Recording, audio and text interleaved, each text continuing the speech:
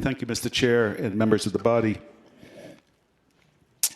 So as I understand these amendments from the governor, when a hospital employee declines to be vaccinated or to disclose whether he or she has been vaccinated, the hospital cannot replace that person, but must make what's called reasonable accommodations to protect everybody's interests.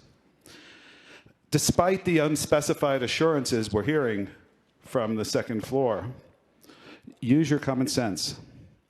How does a hospital make an accommodation for a surgeon whose vaccination status precludes him from safely performing surgery?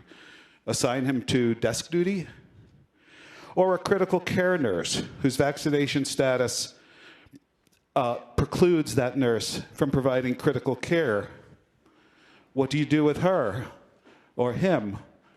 Send him to desk duty? Or what about somebody like me who served as a chaplain in a hospital, and I sit with the sickest and most vulnerable patients, often holding their hands? If I decline to get vaccinated or refuse to disclose it, what are you going to do with me? How am I going to be a chaplain?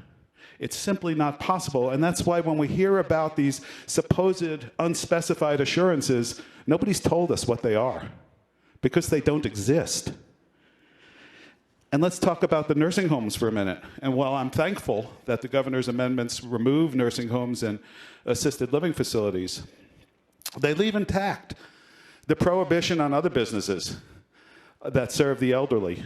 For example, this bill would preclude a business that offers tours for elderly folks, like, say, Elder Hostel, or a senior center, from requiring its employees or bus drivers to be vaccinated against, say, the flu, when its customers are vulnerable to serious illness and even death when they face that disease.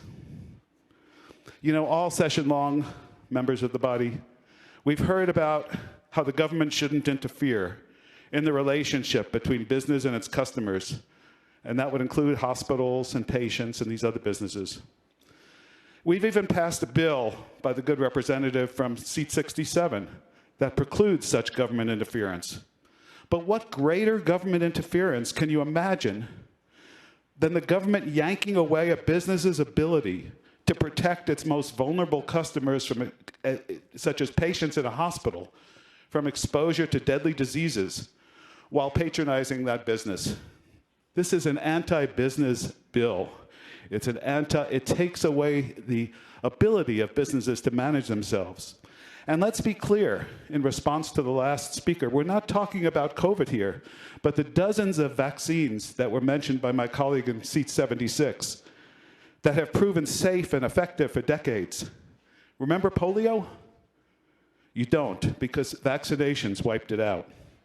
We should always protect those with medical or religious reasons to avoid vaccinations, but to expand that to all employees, including hospital employees, is perhaps the greatest assault on public health and the largest invasion of the rights of business owners to manage their businesses that we've seen all session.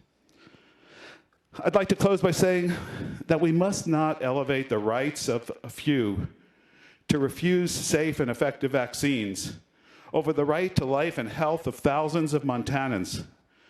To do so is to not only reject science, but to abandon our moral and ethical and religious obligations to act responsibly towards one another. Mr. Chair, members of the body, I urge a no. Thank you. Representative Gist. Thank you, Mr. Chair. I'm going to speak to the amendment. I've heard a lot of dark things that can happen